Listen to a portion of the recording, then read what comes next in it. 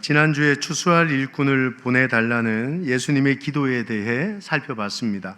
근데 그 기도의 응답이 오늘 이제 마태복음 10장에서 제자들을 파송하시는 모습으로 우리에게 나타나고 있어요. 우리는 앞으로 4주간 마태복음 10장의 말씀을 통해서 우리가 왕의 대사로서 하나님의 파송을 받는 사람들답게 어떻게 부르심을 받게 되었고 또 삶의 현장으로 나가 하나님의 대사로 어떻게 살아가야 될 것인가를 여러분과 몇 가지 말씀을 함께 나누어 볼 수 있기를 원합니다. 여러분, 우리가 살아가는 이 시대를 지배하는 가장 큰 믿음이 있대요. 이 시대를 지배하는 가장 큰 믿음이 뭐라고 생각하세요? 철학자인 마이클 샌들이 우리 시대를 지배하는 가장 큰 믿음은 능력주의라고 표현을 했습니다. 현대인들은 성공한 사람은 그럴 자격이 있어, 실패한 사람은 그럴 만한 이유가 있다고 믿는 능력주의의 광신도들이라고 얘기를 하고 있어요. 정말 슬픈 건 이런 논리가 오늘날 우리의 교회의 문턱까지 넘어섰다고 말할 수가 있다는 것입니다. 우리는 하나님 앞에서도 이 논리로 계산합니다. 내가 이만큼 헌신했으니까 쓰임받아야지. 나는 이것밖에 안 되니까 쓰임받을 자격이 없어. 여러분, 이런 건 복음이라고 말할 수가 없어요. 여전히 자기 의에 붙들린 잘못된 종교성에 불과한 것입니다. 요즘 세상의 스펙이라는 게 얼마나 중요합니까? 취업을 해도 결혼을 해도 심지어 동호회 하나를 가입하는데도 우리에게 묻더라고요. 무엇을 가졌니? 무엇을 할 수 있니? 무슨 대학을 나왔니? 참 웃긴 얘기 아닙니까? 우리는 능력주의가 우상화된 세상을 오늘도 살아가고 있더라는 것입니다. 오늘 본문은 12제자를 왕의 대사로 임명하는 참 아름다운 장면이 등장을 합니다. 예수님이 이 말씀을 통해서 능력주의를 노골적으로 뒤집고 계시더라는 거예요. 오늘 이 임명식에는 우리가 기대하는 화려한 이력도 없습니다. 내세울 만한 커리어도 존재하지 않아요. 오히려 능력주의 관점에서 보면 12사람 모두가 낙제점에 불과하고 불량품 같은 인생이었노라 말할 수 있었던 거 아닙니까? 오늘 12제자를 뽑는 주님의 기준이 자격과 능력이 아니라는 것을 예수님이 말씀하고 계셨던 거예요. 그럼 과연 주님의 기준은 뭐였을까요? 이 세상은 그 사람의 능력과 그 사람의 자격을 보며 사람을 뽑고 있거든요. 근데 오늘 주님의 말씀은 나는 사람의 자격과 능력 보고 뽑지 않아. 그럼 주님의 기준은 과연 무엇이었는지를 우리가 알아야 된다는 거죠. 가장 먼저 1절 말씀을 한번 읽어볼까요? 1절입니다. 시작. 예수께서 그의 12제자를 부르사 더러운 귀신을 쫓아내며 모든 병과 모든 약한 것을 고치는 권능을 주시니라. 예수님이 12명의 제자를 부르십니다. 우리는 이 부르심을 콜링, 소명이라고 말하고 있잖아요. 오늘 말씀을 보면 주님은 특별한 사람을 부르지 않으셨습니다. 지극히 평범한 능력이나 실력으로 사람을 불렀다고 말할 수가 없더라는 거죠. 예수님의 부르심 자체가 그가 가지고 있는 특별함보다, 능력보다 더 특별한 것이라고 말씀하고 계시는 거예요. 여러분, 꼭 기억하셔야 됩니다. 재능이 나를 특별하게 만들지 않아요. 각자가 지닌 차별적 능력이 나를 빛나게 하는 것도 아닙니다. 재능도 능력도 없지만 그 제자들을 특별하게 만든 것은 왕이신 하나님의 부르심이었노라고 말씀하고 계신 겁니다. 주님의 부르심이 특별한 이유가 뭘까요? 오늘 예수님은 거기에 대한 설명을 1절에서 말씀하고 계신 거예요. 주님의 부르심이 특별한 이유가 뭘까요? 다시 한번 1절을 읽을까요? 시작. 예수께서 그의 12제자를 부르사 더러운 귀신을 쫓아내며 모든 병과 모든 약한 것을 고치는 권능을 주시니라. 예수님은 12명의 제자를 부르셨고 그들에게 권능을 주셨습니다. 여러분, 성경은 오늘 권능이라고 말하는 단어를 얘기할 때 두 가지 단어를 사용하고 있어요. 그 중에 하나가 뭐냐 하면 듀나미스라는 단어입니다. 듀나미스라는 단어는 소유하고 있는 힘을 의미하고 있는 거죠. 다이너마이트라는 말이 이 듀나미스라는 단어에서 나오게 되거든요. 엄청난 에너지고 엄청난 능력이라고 말을 하고 있는 거예요. 또 하나가 뭐냐 하면 엑수시안이라는 말을 쓰고 있습니다. 이건 소유하고 있는 힘이 아니죠. 어떤 힘입니까? 위임받은 힘이라고 얘기하고 있는 거죠. 오늘 본문의 이 권능이라는 단어는 어떤 단어를 쓰고 계실까요? 나는 능력 있는 사람을 뽑지 않았어. 듀나미스가 아닙니다. 내 안에 소유하고 있는 능력이 아니라는 거예요. 오늘 주님이 여기에서 쓰신 권능은 엑수시안이라는 단어를 사용하고 있는 거예요. 주님은 듀나미스 능력 있는 사람을 부르신 게 아니라 주님은 엑수시안 능력 없는 평범한 자를 부르셔서 왕의 권능을 위임받은 겸손한 사람을 세우고 부르고 계시더라는 겁니다. 여러분, 위임해 주신 주님의 권능이 뭡니까? 그게 우리가 8장과 9장에서 나누었던 이야기들 아닌가요? 나병이 깨끗게 되고 풍랑을 잠잠케 하시고 심지어 죽은 소녀를 살려내시는 권능, 그게 예수님의 권능이었다는 겁니다. 이게 하나님의 부르심이 특별한 이유가 여기에 있더라는 거예요. 왕의 대사는 내 실력이 뛰어나서 나가는 사람이 아닙니다. 왕의 대사는 내 주머니가 두둑해서 나가는 사람도 아니라는 거예요. 저기 있는 선교사님들이 내 능력이 뛰어나서 중국, 우간다로 갔겠습니까?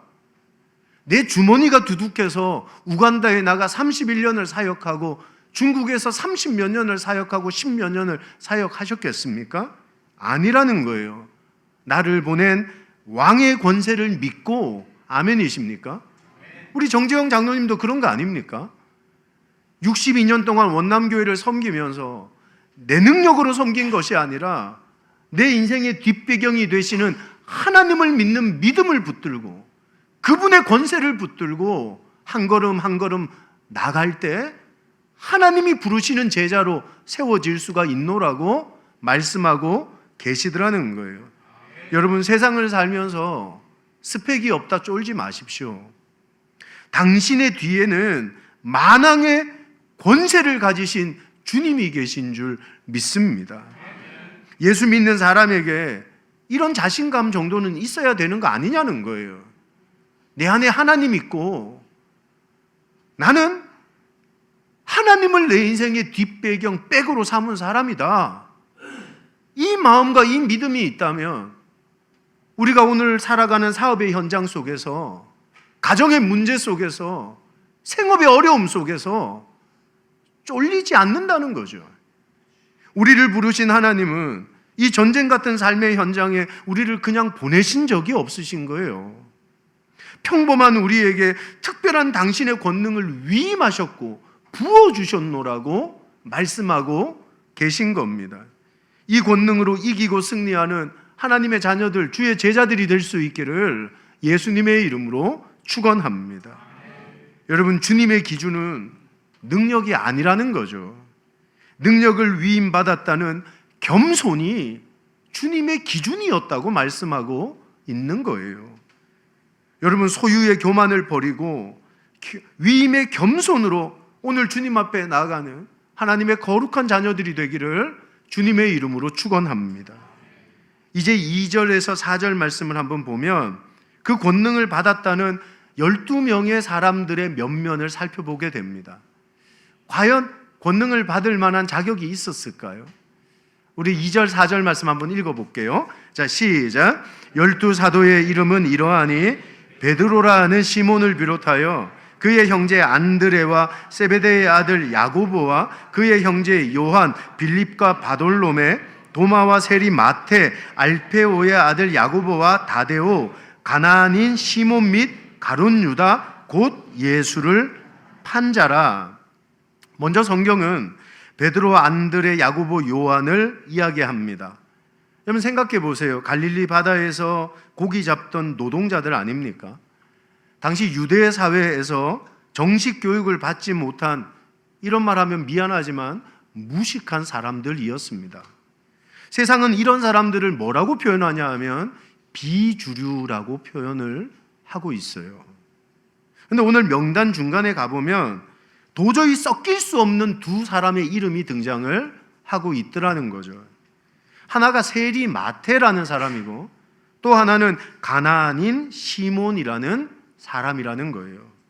여러분, 세리 마테는 로마의 빌부터 동족의 피를 빨아먹는 민족의 반역자였습니다.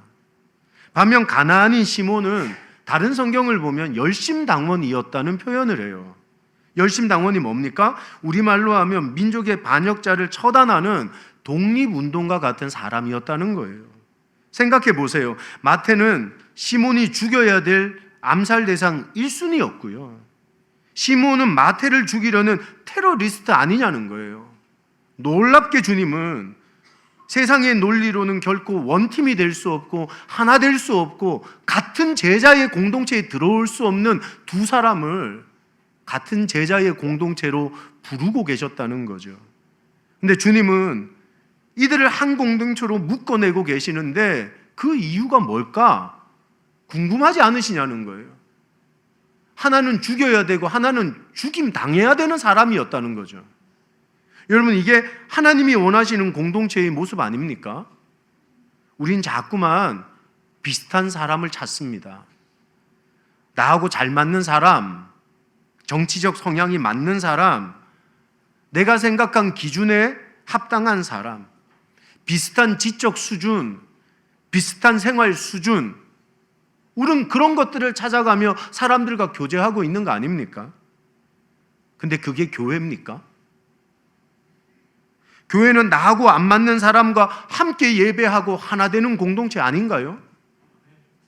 교회는 나하고 정치적 성향이 다른 사람과 복음 안에 교제할 줄 아는 것이 교회 아닙니까? 내 기준에 못 미치는 사람이라 할지라도 사랑하고 용납할 줄 아는 공동체가 교회여야 되는 거 아니냐는 거예요. 예전에 가르쳤던 청년이 교회를 옮겨야 되겠다고 상담을 받고 싶다고 저희 교회를 찾아온 겁니다. 그래서 제가 왜 옮기냐 물었죠.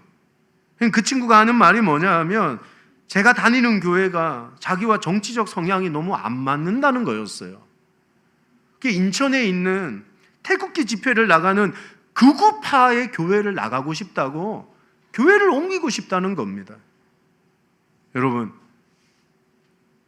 극우들만 다니는 교회가 교회입니까? 극좌만 다니는 교회가 교회입니까? 그러니까 12제자 공동체는 우리에게 교회의 모델하우스를 보여주시기를 원하는 주님의 메시지였던 거예요. 하나님 나라의 공동체는 스펙이나 취향으로 묶이는 동호회가 아닙니다. 정치적 성향이 같은 사람이 모이는 정당 공동체도 아닌 것이죠. 오직 예수라는 이름 하나로 원수도 형제가 되는, 사랑할 수 없는 사람마저도 용납하고 사랑하고 받아줄 수 있는 복음의 전시장이 교회여야 되는 줄 믿습니다. 원남교회가 그래야 되는 거 아닙니까? 71살 먹은 원남교회가 나와 다름으로 말미암아 밀어내고 쫓아내고 내버려버리는 교회가 아니라 서로 하나 되고 서로 용납하고 서로 사랑하며 열심당원과 세리마태가 하나 되어진 공동체가 제자의 공동체였던 것처럼 받아들일 수 없는 사람들을 받아들이며 사랑할 수 없는 사람들을 사랑하는 시대적 공동체가 되려면 우리가 그런 공동체가 되기를 하나님이 원하고 계신 줄 믿습니다.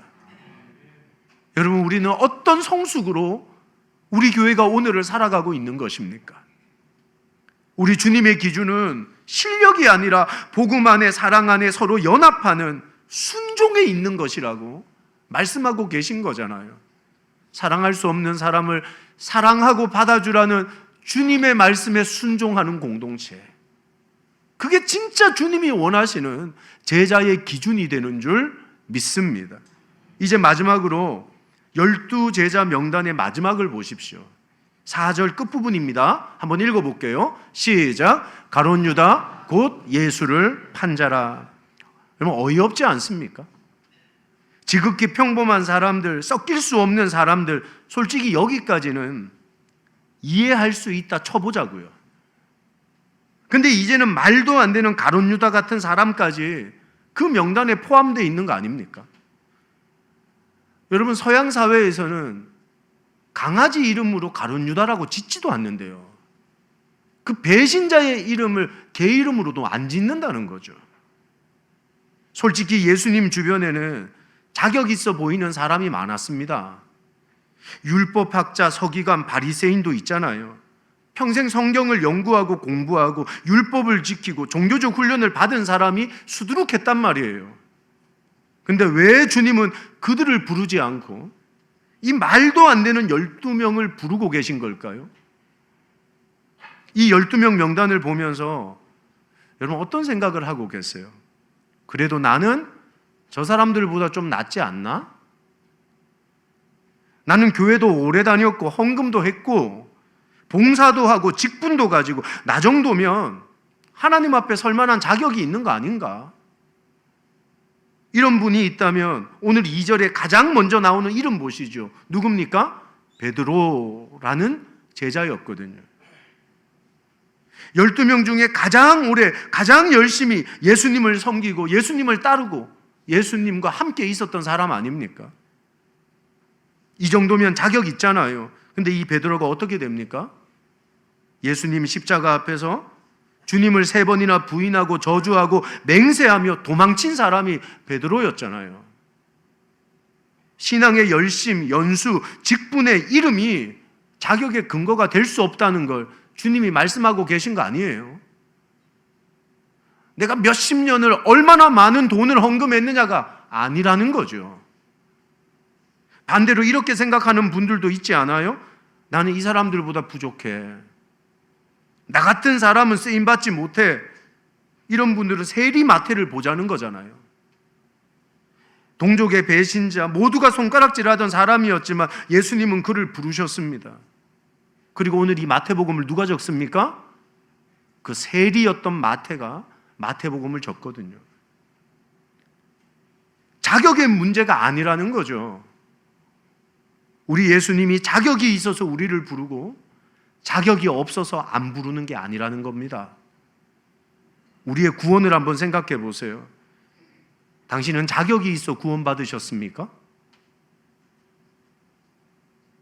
로마서 5장에 우리가 아직 연약할 때, 우리가 죄인 되었을 때, 우리가 원수였을 때 하나님은 자격 없는 우리였지만 당신의 사랑과 은혜로 우리를 구원하신 줄 믿습니다.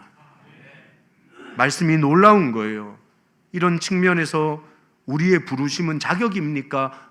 은혜입니까? 내가 이만큼 헌금을 해서, 내가 이만큼 헌신을 해서가 아니라 누구도 자격 없는 우리였지만 하나님의 은혜로 우리를 부르시고 구원하신 줄 믿습니다. 이 어이없는 12명을 향해 주님의 놀라운 말씀을 보십시오. 그게 2절 초반부입니다. 주님이 놀라운 말을 하고 있어요. 한번 읽어볼까요? 2절 초반부. 자, 시작. 12 사도의 이름은 이러하니. 여러분, 오늘 2절에는 마태복음 전체에서 딱 한 번 나오는 단어가 등장을 합니다. 헬란 말로 하면 아포스톨로스라는 말이에요. 이게 사도라는 말입니다. 사도. 그 전까지 예수님은 제자라고 불렀어요. 근데 지금은 그들을 사도라고 부르고 계신 겁니다. 뜻이 뭡니까? 보냄받은 사람이라는 뜻이에요. 앞으로 4주 동안 살펴볼 왕의 대사라고 말할 때 그 대사라는 말과 똑같은 단어를 사용하고 있는 것입니다. 주님은 왜 자격 없는 자들을 대사라고 부르고 계시고 그들을 보내고 계신 겁니까? 이게 복음의 핵심이거든요. 자격이 아니라 은혜였다는 걸 말하고 싶었던 거예요. 히브리서 3장 1절 말씀을 한번 볼까요? 누가 진짜 대사고 앰버서든지 한번 읽어보겠습니다. 시작. 그러므로 함께 하늘의 부르심을 받은 거룩한 형제들아, 우리가 믿는 도리의 사도이시며 대제사장이신 예수를 깊이 생각하라. 성경은 우리 예수님을 완전한 대사요, 가장 완벽한 아포스톨로스라고 고백하고 있는 겁니다. 이 완전한 대사이신 예수님이 어떻게 자신의 사도직을 완성합니까? 그 완성이라는 말을 쓸 때 십자가를 떠올리시면 되는 거예요. 예수님이 십자가에서 죽으심으로 자신의 사도직을 완성하고 계셨던 겁니다. 로마 군사들이 십자가에 달리신 예수님을 조롱합니다. 네가 하나님의 아들이면 거기서 내려와라. 그러면 내가 너를 믿어줄게. 이렇게 표현합니다. 이게 무슨 뜻인 것 같아요? 이게 세상이 말하는 능력주의의 논리 아닙니까? 너에게 권능이 있다며 그 권능으로 내려와 봐. 그럼 내가 널 믿어줄게. 네 능력을 보여줘. 말하고 있더라는 것입니다. 근데 우리 예수님 내려오지 않습니다. 능력이 없어서가 아니에요. 예수님은 두나미스 자체입니다. 능력의 소유자입니다. 나병을 고쳤고 풍랑을 잠잠케 하고 귀신을 쫓아냈고 혈루병 앓던 여인을 치료하고 죽은 소녀를 살려냅니다. 이 능력을 가지신 분이 십자가 위에서 단 한 번도 그 능력을 쓰지 않고 계신 겁니다. 왠 줄 아세요? 예수님 당신이 능력을 내려놓으셨기에 우리가 그 능력을 위임받을 수가 있었기 때문입니다.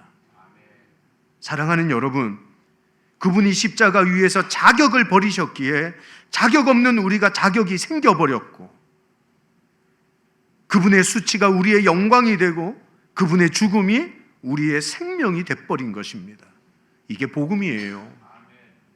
우리를 대사로 세우시기 위해 십자가에서 당신의 모든 걸 내어주신 그 은혜, 기준은요, 우리의 자격이 아니라 우리를 선택하신 왕의 은혜에 있었다고 도전하고 있는 겁니다. 이제 보이세요? 그 12명이 사도로 부름받은 것은 그들의 능력이 아닙니다. 예수님의 실수도 아니에요. 그것은 자격을 뛰어넘는 복음의 은혜가 얼마나 위대한 것인지를 보여주고 싶었던 예수님의 메시지였던 거예요. 오늘 주님은 우리를 부르고 계십니다. 자격을 뛰어넘어 복음의 은혜가 우리를 통해 세상에 보여지기를 원하시는 거죠. 능력으로, 자격으로 세상을 우리를 말하지만 아니야. 하나님은 우리를 은혜로 받아들이고 있어. 우리를 통해 그게 보여지기를 원하고 계신 거예요. 근데 오늘날 수많은 교회가, 교회 안에 있는 수많은 성도님들이 자꾸만 자격과 능력을 논합니다. 저 사람은 가진 재산이 저것밖에 없어서 장로가 될 수 있겠어? 저 사람은 배운 바가 저것밖에 안 돼서. 이게 교회입니까? 교회는 자격을 논하는 곳이 아니라 하나님의 은혜를 고백하는 것이죠. 사랑하는 여러분, 우리는 은혜로 구원받고 부름받은 사람입니다. 그럼에도 자꾸만 교회 안에 자격과 능력으로 사람을 평가하고 사람을 보고 있다면 그건 복음을 무시하는 행동이에요. 주님의 기준은 자격이 아니라 은혜에 있는 줄 믿습니다. 말씀을 정리하겠습니다. 우리의 부르심은 소유가 아니라 위임입니다. 실력이 아니라 연합이죠. 그리고 자격이 아니라 은혜인 것입니다. 우리가 이것을 깨닫는다면 우리 안에 두 가지가 무너지게 됩니다. 가장 먼저가 뭐냐 하면 교만이 무너지게 되는 거예요. 나는 이만큼 헌신하고 헌금하고 교회를 섬겼는데 십자가 앞에 이런 말은 소음에 불과합니다. 베드로를 보십시오. 가장 열심히였던 그 사람이 가장 처참하게 무너져 버립니다. 내가 오늘 이 자리에 있는 것은 종교적 스펙이 훌륭해서가 아니잖아요. 예수님이 자신의 자격을 나에게 위임해 주셨기 때문인 줄 믿습니다. 왕의 대사는 오늘 장로님 하셨던 말씀처럼 자기를 자랑하지 않습니다. 나를 위해 모든 자격을 내려놓으신 왕이신 주님을 자랑하는 것이죠. 나의 능력으로 사는 것이 아닙니다. 그분의 능력으로 살기에 나는 겸손하게 낮아질 뿐이고 그분만이 드러나면 되는 것이죠. 근데 우리가 신앙생활을 하면 할수록 이 겸손을 잊어버립니다. 누군가에게 이름이 들먹이기를 원하고 인정받기를 원하고 드러나기를 원하는 것이죠. 오늘 우리가 왕의 대사로서 겸손해질 수 있는 은혜가 있기를 주님의 이름으로 축원합니다. 또 하나가 뭐냐 하면 절망이 무너집니다. 우리 중에 그런 분들 많거든요. 나는 스펙이 없어. 나는 능력이 없어. 난 자격이 안 돼. 이런 생각은 결국 자격을 기준으로 삼는 또 다른 교만에 불과한 거 아닙니까? 세리 마태를 보십시오. 동족의 배신자였지만 주님은 그를 부르셨고 그를 복음의 도구로 사용하신 것입니다. 하나님은 준비된 자를 쓰시는 게 아니에요. 하나님은 부르신 자를 준비시키시는 거예요. 하나님이 원남교회를 부르셨고 하나님이 여러분을 하나님의 제자로 주님의 사도로 부르셨습니다. 아멘이세요? 능력이 있어서 부른 게 아니라 당신은 부르셔서 우리를 준비시켜 가고 계신 거예요. 합당히 준비해 나가는 주의 제자들이 될 수 있기를 예수님의 이름으로 축원합니다. 그러니까 초라한 내 형편, 내 상황 주저앉아 있지 마시라는 거예요. 당신의 무자격보다 하나님의 은혜가 훨씬 위대한 은혜인 줄 믿습니다. 은혜는 무너진 나를 다시 세우는 하나님의 능력이 되는 거예요. 사랑하는 여러분, 이제 어깨를 좀 펴세요.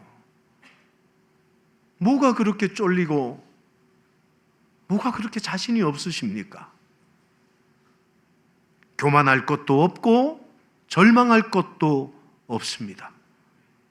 이게 71주년 된 원남교회가 앞으로 나가야 될 방향성 아닙니까? 71년 됐다고 교만할 것 없습니다. 모든 것이 하나님의 은혜였습니다. 뭘 우쭐거리고 어깨를 들썩입니까? 하나님의 은혜였던 것입니다. 71년 된 교회가 이것밖에 안 돼? 절망할 이유도 없습니다.